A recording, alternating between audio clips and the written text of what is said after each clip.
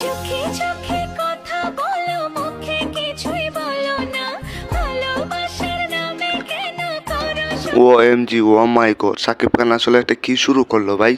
সাকিব খান একের পর এক হচ্ছে ইতিহাস করে যাচ্ছে ভাই, একের পর এক রেকর্ড করে যাচ্ছে, যে রেকর্ড ছাড়িয়ে যাবে কিছুদিনের ভিতরেই শাহরুখ খান এবং হচ্ছে সালমান খান সবাইকে। কারণ সাকিব খান যা শুরু করছে তা বলার ভাই। সাকিব খান তার জীবনের সবচেয়ে সফলতার মুভি হচ্ছে তুফান মুভি, যে মুভি দিয়ে সাকিব খান এখন চারদিকে নাম কুড়াচ্ছে বা সুনাম কুড়াচ্ছে আপনারা বলতে পারেন। যেমন তুফান মুভি কিন্তু বিশ্বব্যাপী এখন চলছে এবং বিশ্বব্যাপী হাউসফুল। সাকিব খানের তুফান মুভিতে যে দুষ্টু কোকিল গানটা আছে, সেই গানটা তো একেবারে ইতিহাসের তুঙ্গে আছে, বিশ্বের মাঝে 1 নম্বর র্যাঙ্কিংয়ে আছে কিন্তু বর্তমানে এই দুষ্টু কোকিল গান, যেটা শুধু বাংলাদেশি নয়, বাংলাদেশের বাইরের মানুষরা কিন্তু এটাতে রিল ভিডিও বানাচ্ছেন বা হচ্ছে টিকটক ভিডিও বানাচ্ছেন।